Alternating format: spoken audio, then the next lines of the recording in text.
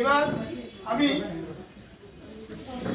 আমাদের সংগঠনের বেশ বয়োজ্যেষ্ঠ একজন সদস্য আছেন দীর্ঘদিন ধরে, অনিল দেবনাথ মহাশয়কে আমি আমার যাচ্ছি, আপনি এসে পুষ্পার্পণ করবেন। চলে আসুন রঞ্জন স্যার, চলে আসুন।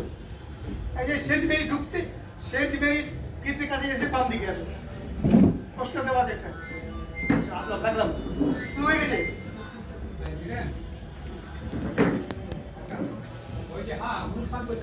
এবার আমি ধনীধর মন্ডল মহাশয়কে এসব আমাদের প্রাপ্ত সম্পাদক পুষ্পার্পণ করবেন।